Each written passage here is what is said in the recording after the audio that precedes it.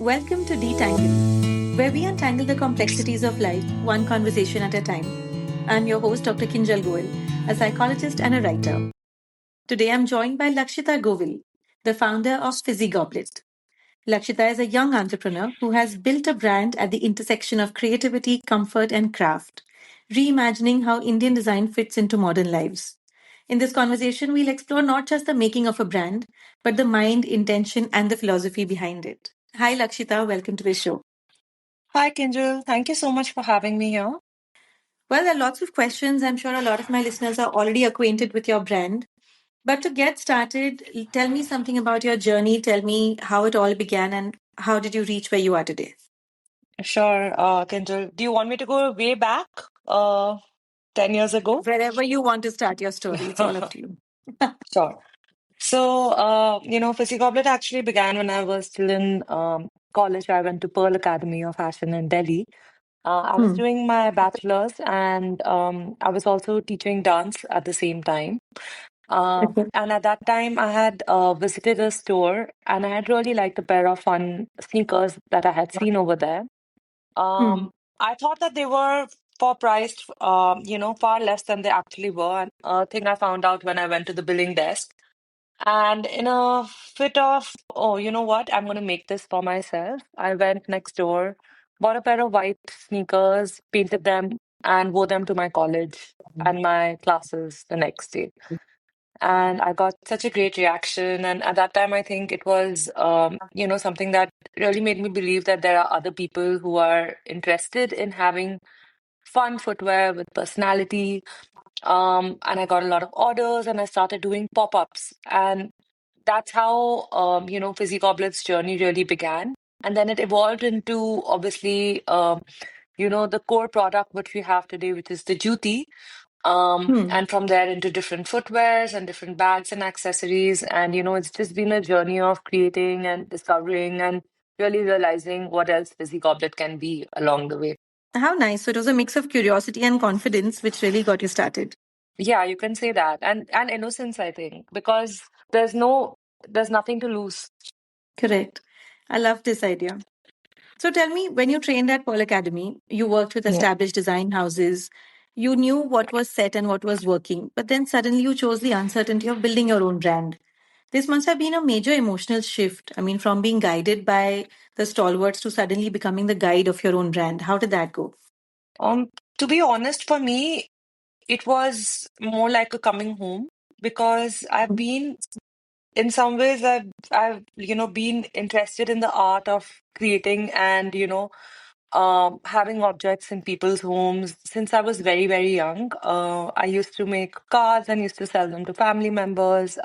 Used to make candles in like a little small storeroom in the house and sell them at Diwali melas. And even when I was in college, working and painting the shoes, doing pop-ups. So after college, I got a lot of experience in working with Narendra Kumar, Lekuni Hemant, and even Puma. But Hmm. it was it really taught me a lot about, like how different businesses can run, what to do and what not to do. And when the time came, I felt quite ready to take on the challenge of leading Fizzy Goblet again. And that again is the innocence of it all because obviously things are much harder Yeah. than they appear when you start out. But I think that's what kind of keeps you going and lets you take the plunge. So I really enjoyed it even at that time, like, making my own decisions, making the logo, deciding what color combinations, what should be the first product, the whole pricing. I think it was really exciting because it was just a lot of strategy, a lot of creativity, a lot of things happening and falling into place, and just the excitement of what every day brings. Like, this is something new that's happening. Oh, we can do this kind of a pop-up. Oh, let's make our website. We were one of the first people on Shopify. This is something that's really interesting. It's not been done before in juttis. Let's try this out. And I think that's what really gives that energy to the brand, that the feeling of always like, I wonder what can happen next. How nice. So coming to your juti, I have seen them, I have worn them, and you came up with this concept or with this product. when the Indian market, I don't think, was focusing so much on comfort. So, how did Right. you come up with this idea that, juttis need to be comfortable, they have to work with Indian outfits? Did somebody say they needed one? I mean, how did this solution come about? I was looking at the next phase of what Fizzy Goblet should be from sneakers, from Hmm. hand-painted sneakers, because I didn't feel like that was really an IP because I was building on, on white sneakers, which are not really an original design. And for me, that was very important. I wanted the product to feel authentic. Right. And one of the things I felt that was really underrated and was actually a beautiful silhouette was the Indian ballerina. I mean, you could see at that time, like, you had Toms from the US, and then you had Solidos from the US, which were building on the Espadrille, which is a Spanish, silhouette. And I was like, you know Hmm. what, the jutti is really beautiful, and I feel like it's something that deserves to be in the spotlight far more than it is. And one of the things that the common complaints about the jutti, because I used to not really wear it before I started making it because of the shoe Hmm. bites. And True. that that is something that I felt is definitely solvable. And so we did a lot of R&D. We tried different types of paddings, different types of, leathers, and then, we just did a lot of like wore it for a lot of time, got a lot of feedback, and did experimented with what the surface techniques also could be in the jutti. And that's how the jutti, became the focus area, like the primary area for us. And we started. Very interesting. So, when you start designing something new, what is your priority, the look or the feel? It is not mutually exclusive. Yeah, I think that it's very important, and that's what, the consumers do expect from us is the comfort. So that is something that is a non-negotiable for me, the comfort that the design has to provide. And then it's about building on to the beauty of it in unexpected ways, like whether it's a jutti sneaker, Correct. so that's one of the first evolutions of the jutti that we did. We made the jutti into like the upper of it. If you see one of some of our old designs, like, they have like cute embroidery with thread work on them, and the upper silhouette is like a jutti which has been adapted into a sneaker with a rubber sole. So that was Hmm. something, very different. And even the jutti loafer. And just so the comfort remained there, and then the look of it also was, something different. Correct. So I'm very fascinated with your background as a trained dancer. I mean, as a dancer, you have such a deep relationship with movement, rhythm, and your body is so influenced by, what you're wearing as footwear. It has to be comfortable, it has to be chic, it also has to be functional. So has this training as a dancer influenced the way you work with your footwear? In a subconscious way, I think the training as a dancer has actually helped me more with my entrepreneurship journey rather than my design journey in a way. Hmm. Because when you're a dancer, you are almost like an athlete. And that means you have to have a lot of mental resilience. You have to show up. You have to, push your body. And when you're pushing your body, it's really about pushing your mind. And that's what I feel that, is common with entrepreneurship because every single day you're just showing up and, you're rolling with the punches. Something or the other, you'll think that things are going really great and there'll be something that's coming up. And then you kind of just like moving, adapting to it and going ahead with the flow and just so I think that's what really helped me and also like since I was a dancer I was also a teacher and that Hmm. being a teacher and learning to be a teacher I had some really great dance instructors as well. I think that really taught me about connecting with people like when it comes to building my team when it comes to just what the vision is. So I think those soft skills actually really ended up helping me in my career, which I wouldn't have thought they would. But I think that really helped me. And in terms of like the design, I am drawn to design, which is, it's an interesting question, Kinjal, because I am drawn to design which has like, movement. Like it is Hmm. something which has like, if you see some of the designs, they'll have like a little like hanging drops of them and pearls so that there is like a little bit of swish and sway when you're walking or when you're dancing. So it is something that I am drawn towards. But I think the more bigger impact has been on on my entrepreneurship hat. That's so fascinating, isn't it? I mean, when would you have ever thought that starting off as a dancer would lead to this? And it's so interesting that all of us do so many things, and somewhere something we pick up, and that finally all merges together into what we Yeah, eventually end up doing. So that's wonderful. true. So, like you said, you made these jutti sneakers, and you've been experimenting with tradition and modern design. So you've been blending a lot of heritage with global sensibility. So everyone can enjoy a classic Indian jutti. But how do you decide what stays traditional, what gets disrupted? I mean, how do you draw that line? It depends on the season, and it Hmm. depends on what the occasion that we are designing for is. When it comes to the traditional designs, it always something that I do try to do is to marry something traditional with contemporary. So you would Right. have like a denim on a juti, or you Hmm. would have on, say, like we did sliders which have tie and dye bows to them. So it's about like, things which haven't really, which are interesting by themselves. Like tie and dye like I love tie and dye. I love the playfulness of it, the colors. And then, doing it in something functional like sliders with like little bows, it becomes something unexpected. It's just about like, figuring out what can do. It's not about design for the sake of it or unexpected for the sake of it, but what two things can, something familiar, something unexpected that could be interesting to try together and they haven't been done yet.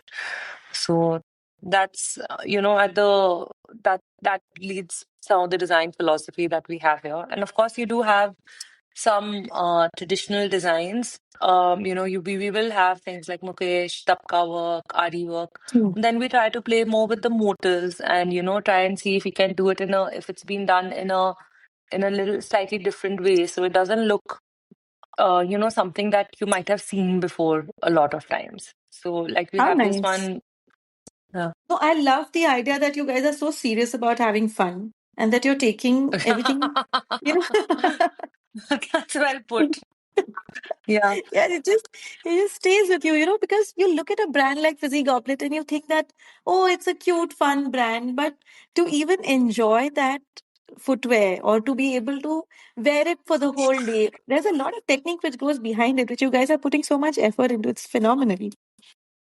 No, absolutely. Thanks for noticing, Kinjal. And you're right, because designing, running a business, being in this for it is a serious business, and it's very important to it's very easy to lose sight of what you began. So I think that centering of we do have to take it seriously to have fun and to do it. Otherwise, you just get swept up in the other things. So, Lakshita, as a creative entrepreneur, your mind is obviously your biggest strength, your biggest responsibility.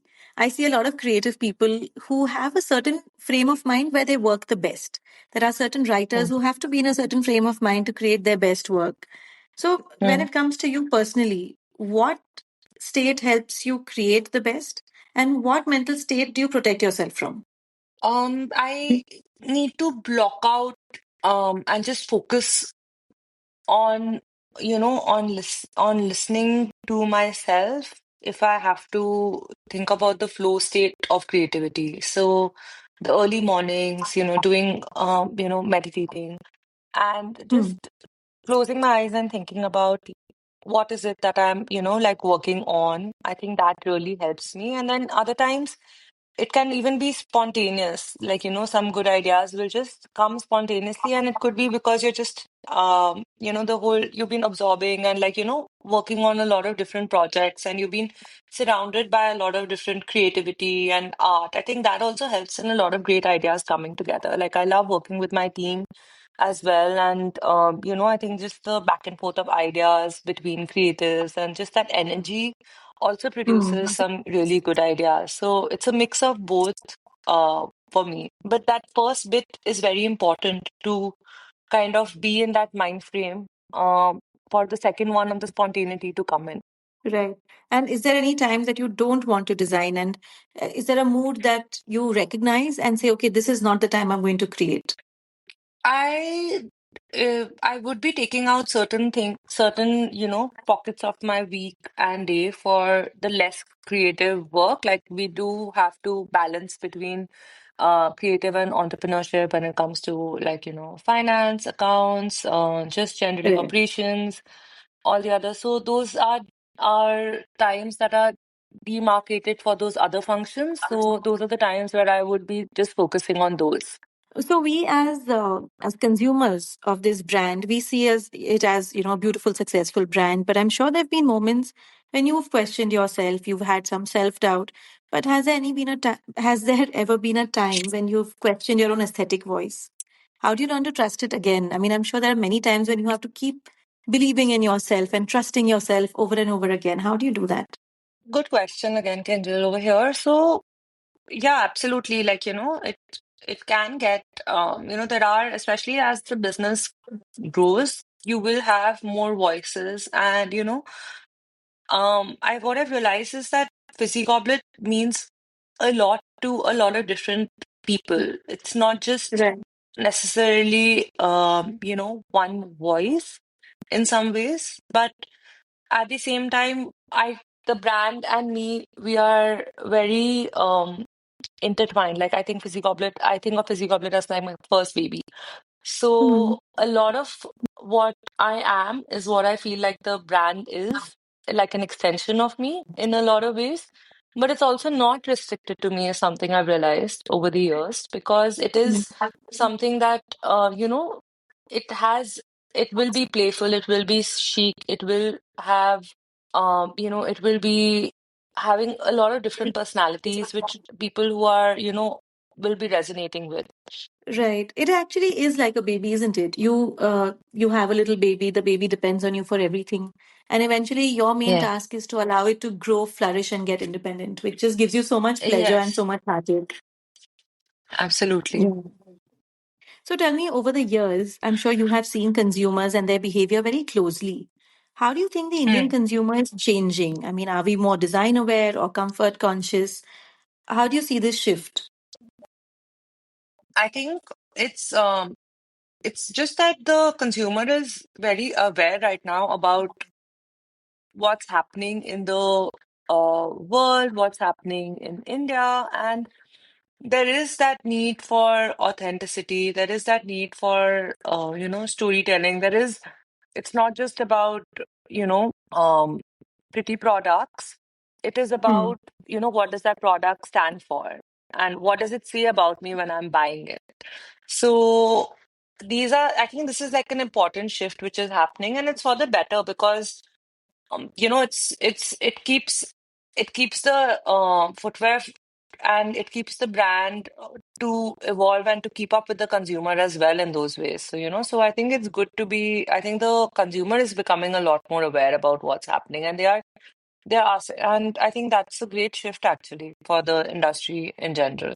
Yeah, and I also think that Indian women now are so versatile in terms of their days, their requirements, their choices, that even if you're doing festive Indian wear, but once it gets comfortable, people are able to merge it with their different, lifestyles that they lead. Yeah, absolutely. Like I love it. I love it when I see people who are wearing like the jutti heels and they're wearing Hmm. it with like a pantsuit. And Correct. and they're carrying it so confidently and it just looks amazing. Like, if you have like some sort of the sliders, even like, which are there, they're even worn. Sometimes people are wearing them with the suits as well because they're like, I want to be comfortable when I'm going out. I plan to wear it for just like, my errands, but I'm stepping out and I'm feeling confident in it. And why not? It's just about like expressing yourself. And I think that confidence about like is something that really is evolving and just increasing, I think, as the years are going by. True. I think for a very long time, the Indian buyer was following the narrative that brands brought in. But now everybody knows their story and they want to find brands that match their story. And once that matches, then magic happens. Exactly. It's super. I also noticed one thing, Lakshita, with your brand is that you have a very thoughtful intersection of affordability and aspiration. Did you actually think this through that it's so important that beautiful things are not intimidating and exclusive and that everybody should be able to access them? It boils down to how Fizzy Goblet started. I felt like it's about me wanting to own a piece of something, and Hmm. which I couldn't. And I didn't want, there is an aspiration attached to Fizzy Goblet, but it is something that, you know, we have, people can have in their wardrobe. And the whole idea has been to provide everyday joy when you're wearing a piece of Fizzy Goblet. We want people to feel special, we want people to feel when you look down at your feet or when you're carrying one of the Fizzy Goblet bags, that, that this is something that's beautiful, that you own, it's carrying with you. It says that you're a person who likes beautiful things, who appreciates craftsmanship, who appreciates quality, and it brings you joy. And it's not something that, it's something that has a story just like yours is, and that's what carries you through the day. So that's the feeling which I want to give to, all the women over there. So that's how Fizzy Goblet's meant to be. Lovely. Let's talk about sustainability. It is the buzzword, it is something everybody's talking about.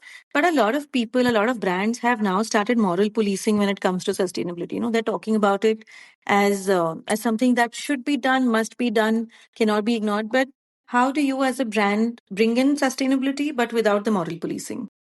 So just Well, when we started with Fizzy Goblet, the jutti industry was not as robust as it is today. And the karigars whom we work with then are still some of the karigars that we work with now. And it's been so great to see their journey. Like, it's been somebody whom we work with who had three karigars working with him, has now got like this huge building, and he has like this whole his whole life has changed, and the life and the people in that city have really evolved. And it's so wonderful to see that the impact the business can have at that grassroots level as well in people's life. And I think it's not just about the people who are directly working with us. I think the beauty industry as a whole has taken that shift in the last 10 years. And it might be even like, copycat brands or other brands. But you know what? It's okay, because ultimately the people who are benefiting are the artisans as well over here. So I think that's one of the ways that I feel really like, happy that this movement has happened, and the impact it's had on people's lives.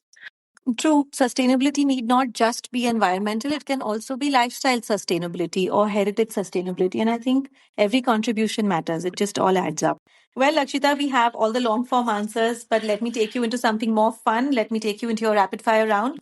Answer quick, no second thoughts. Sure. Your favorite book. It's Shoe Dog by Phil Knight, the founder of Nike, and also Hot Water. It's a literary fiction which my sister has just, written. It's a debut novel, and I love it. And not saying this from a biased position at all. Lovely. Your favorite movie character.